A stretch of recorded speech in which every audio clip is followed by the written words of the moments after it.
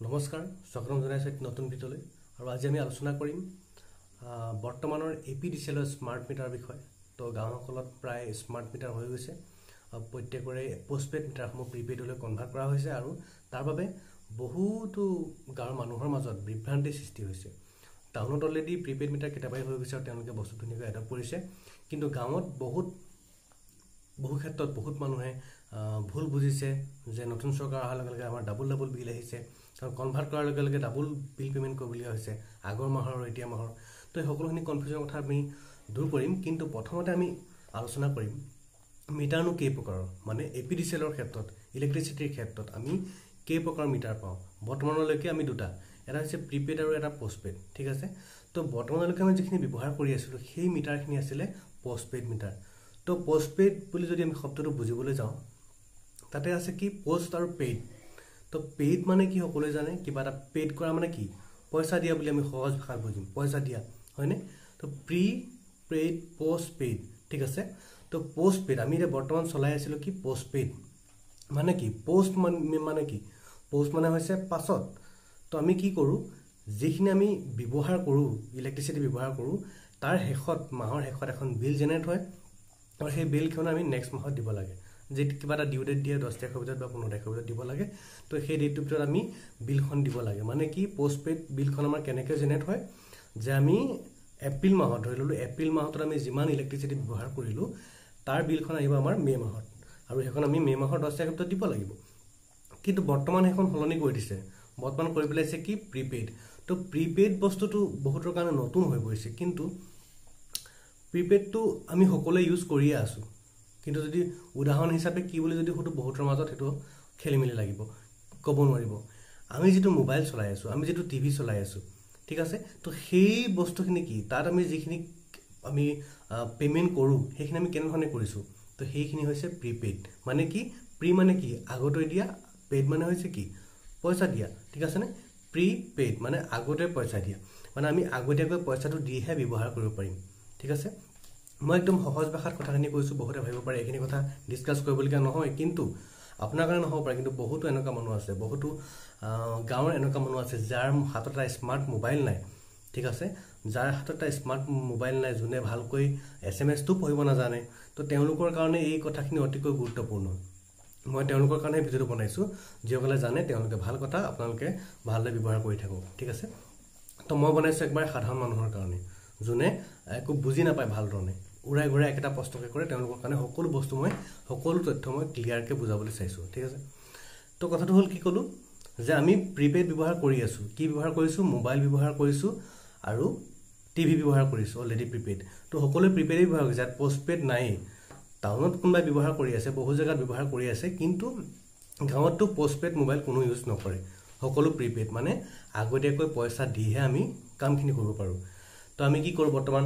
আমি ডাটা কিমান ইউজ কৰিম বোলে, আমাক 1.5 GB লাগিব, 2 GB লাগিব, 3 GB লাগিব। তো তাৰ অনুসৰি আমি কি কৰোঁ, এটা ৰিচাৰ্জ কৰোঁ, হয়নে। ৰিচাৰ্জ কৰি আমি চলাওঁ, মোবাইলটো চলাওঁ বা আমি কথা পাতিবলৈ ব্যৱহাৰ কৰোঁ, বোলে মোক কেনেকুৱা ধৰণৰ ডাটা লাগিব বা আনলিমিটেড মই ডাটা চলাম নে নচলাম, অকল কথা পাতিম নে কি কৰিম, তো সেইখিনি আমি আগতীয়াকৈ চাওঁ। বা টিভিৰ ক্ষেত্ৰতো আমি কোনখিনি চেনেল লাগিব আমাক, তো তাৰ অনুযায়ী আমি এটা পেক বনোৱা হয়, বোলে আমাৰ কিছুমান অকল অসমীয়া চেনেলকেইটা লাগে, আমাৰ হয়তো অলপ কম পইচাতে হৈ যাব, বোলে ইংৰাজী কিছুমান আমাক লাগে, হিন্দীও লাগে, বহুত চিনেমা চাব লাগে, তো আমাৰ পেকটো ডাঙৰ হ'ব। তো কোনোবাই 200 টকা ৰিচাৰ্জ কৰে, কোনোবাই 300 টকা কৰে, মানে ব্যৱহাৰৰ ওপৰত ডিপেণ্ড কৰি সকলো এটা টিভিৰ পেক বনাই থৈছে, বোলে মোৰ ইমান টকাতে হৈ যাব, আৰু সেইটো তেওঁ আগতীয়াকৈ দি ল'ব লাগিব। এইটোতো নহয় যে টিভি আমি ব্যৱহাৰ কৰি আছোঁ, নেক্সট মাহতহে আমি কিমান কি চেনেল চালোঁ তাৰ পাছতহে আমাৰ বিলটো আহিব, তেনেকুৱাটো নহয়। বা মোবাইলটোতো এনেকুৱা নহয় যে আমাৰ বোলে আমি যিমান ডাটা ব্যৱহাৰ কৰিলোঁ আমি নেক্সট মাহত বিলটো দিম, সেইটো হৈছে পোষ্টপেইড। আছে বহু জেগাত, কিন্তু গাঁৱত আমাৰ পোষ্টপেইড মোবাইল নাই, আমি সকলো প্ৰিপেইড ব্যৱহাৰ কৰোঁ। তো তেনেধৰণে বৰ্তমানৰ যিটো আমাৰ মিটাৰ লগাইছে, স্মাৰ্ট মিটাৰ, বৰ্তমানৰ যিটো মিটাৰ লগাইছে, আগতে যিটো মিটাৰ আছিলে সেইটো পোষ্টপেইড মিটাৰ আছিলে, আৰু এতিয়া যিটো আমাৰ মিটাৰ লগাইছে সেইটো হৈছে প্ৰিপেইড মিটাৰ, মানে আমি আগতীয়াকৈ পইচা দিহে ইলেক্ট্ৰিচিটি ব্যৱহাৰ কৰিব পাৰিম, ঠিক আছে। তো এতিয়া সেইটোতো সকলোৱে বুজি পাইছে যে ৰিচাৰ্জ কৰিব লাগিব, কিন্তু এই সময়কণত এতিয়া কি হৈছে, 10ৰ পৰা 15 তাৰিখ, মানে এতিয়া ডিউ ডেট কিছুমান আহি আছে, মানে এখন বিলৰ ডিউ ডেট আহি আছে, আৰু মানুহে যেতিয়া চেক কৰিছে যে এইটো বিলটো দিব পৰা নাই বা কিবা হৈ আছে কিন্তু মেছেজটো আহি আছে বা কিছুমানে ডাবল পেমেন্ট কৰিবলগীয়া হৈছে কিছুমান দোকানলৈ গৈছে তেওঁলোকে কৈছে আপোনাৰ ডাবল পেমেন্ট দিব লাগিব আপুনি আগৰ পইচাও দিব লাগিব ৰিচাৰ্জো কৰিব লাগিব তো বহুতে কৈছে কি নতুন চৰকাৰ অহাৰ লগে লগে এখন মাধমাৰ দিছে মূৰত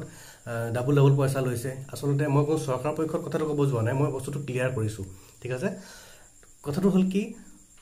ডাবল যে দিবলগীয়া হৈছে কিয় দিবলগীয়া হৈছে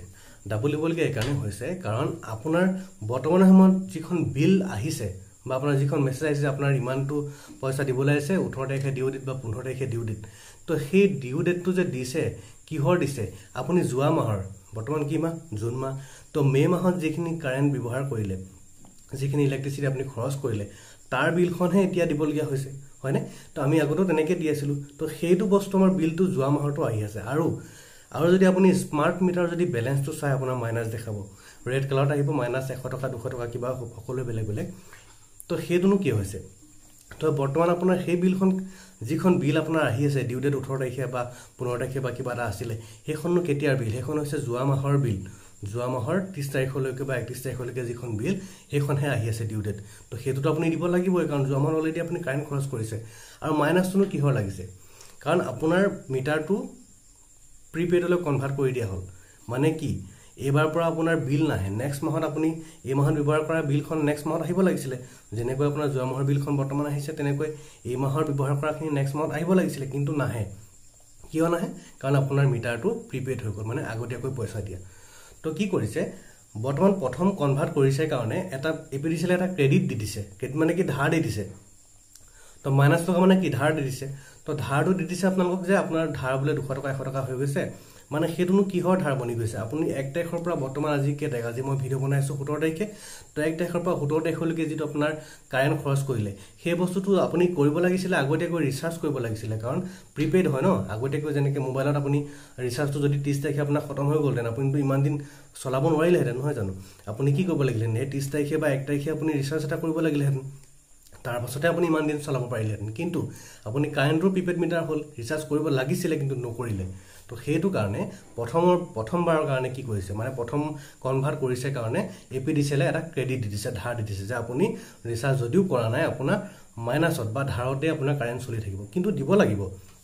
তো আপোনাৰ এই 17 দিনত ধৰক 100 টকা 200 টকা যেটো মাইনাস লাগিছে মানে আপুনি হেতু অলৰেডি ইউজ কৰিলে তো আপুনি দিব লাগিব তো আপুনি যদি আজি বিল দিবলৈ চাওতে যদি আপোনাৰ 200 টকা দেখিছে মানে আপোনাৰ 17 দিনত 200 টকা আপোনাৰ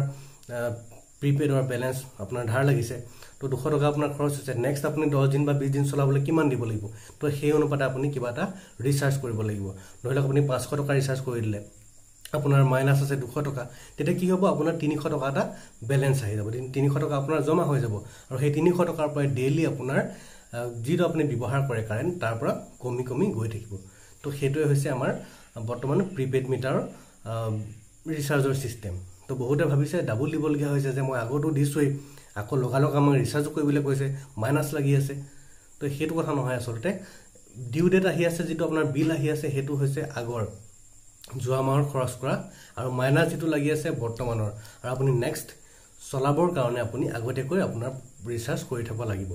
আৰু বৰ্তমান ধাৰটো দিছে হেতু ধাৰটো আগতে নাছিলে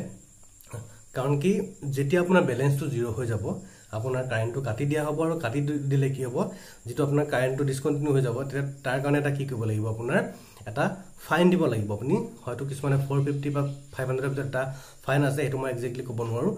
বহুতে কিন্তু দিছে তো সেই ফাইনটো দিব লাগিব দিয়াৰ পাছতে আপোনাৰ আকৌ ৰিচাৰ্জ কৰিব লাগিব তাৰ পাছতে আপোনাৰ কাৰেন্টটো আহিব নহলে আপুনি ইলেক্ট্ৰিচিটি ব্যৱহাৰ কৰিব নোৱাৰে আপোনাৰ কাৰেন্ট কাটি দিব ঠিক আছে তো সেই 0 হোৱাৰ আগতে আপুনি প্ৰত্যেকবাৰে ৰিচাৰ্জটো কৰি থাকিব লাগিব তো তাৰ কাৰণে বেলেন্সটো কোড চাব পাৰিম ৰিচাৰ্জ কেনেকৈ কৰিম সকলো ভিডিও মই এটাকৈ দিম তো আজি আমি জাস্ট মানে প্ৰথম পৰ্যায়ৰ কথাখিনি আমি আলোচনা কৰিছো যে মানুহৰ মাজত বিভ্ৰান্তি যেটো সৃষ্টি হৈছে ডাবল বিল আহিছে দুবাৰ দিবলগীয়া হৈছে ঠিক আছে তো সেই কথাখিনি মই দিছো যে আগৰ বিল মাইনাস আকৌ আগতীয়াকৈ ৰিচাৰ্জ তো এই কথাখিনি মই ক্লিয়াৰ কৰিছো আশা কৰো সকলোৱে বুজি পাইছে কি কলো যে বৰ্তমান আমি মোবাইল বা টিভি ব্যৱহাৰ কৰাৰ দৰে আমি আগতীয়াকৈ ৰিচাৰ্জ কৰিব লাগিব কাৰেন্টৰ তো সেই বস্তুটো কিছে প্ৰিপেড মিটাৰৰ ক্ষেত্ৰত হেতু হয় তো আগৰ যেটো বিল আহি আছে হেতু যোৱা মাহৰটো দিব লাগিব আৰু বৰ্তমান যেটো আপুনি মাইনাস লাগি আছে ইউজ কৰিলে তো তাৰ মাইনাস আহি আছে আৰু হেতু কাৰণে আপুনি হে মাইনাসটো প্লাস কৰিবৰ কাৰণে আপুনি বেছিকৈ পইচা ভৰাব লাগিব যদি 200 টকা আছে আপোনাৰ মাইনাস আপুনি 400 টকা ভৰাই দিয়ক 200 টকাটো কাটি 200 টকা আপোনাৰ প্লাসত থাকিব আৰু সেই 200 টকাটো কিমান দিন চলে আপুনি এটা অনুমান কৰিব বা আপোনালোকৰ সকলে মোবাইল নম্বৰ লিংক আছে তো এই মোবাইল নম্বৰত মেছেজ আহি যাব যে আপোনাৰ বেলেন্সটো কমি গৈছে আপুনি ৰিচাৰ্জ কৰক তো হেতু আহি যাব যেনেকৈ মোবাইলৰ ৰিচাৰ্জ শেষ হোৱাৰ আগে আপোনাক জাননী দিয়ে যে আপোনাৰ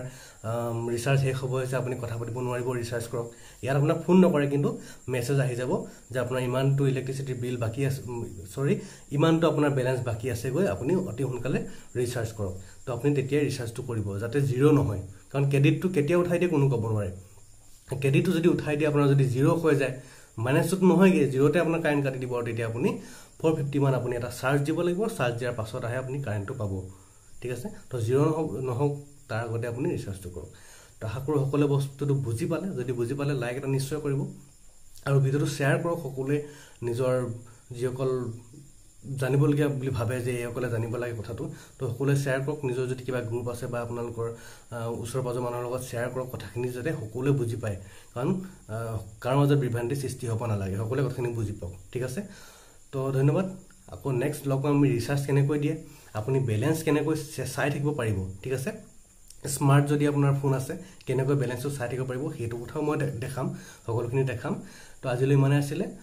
thank you for watching this video bye by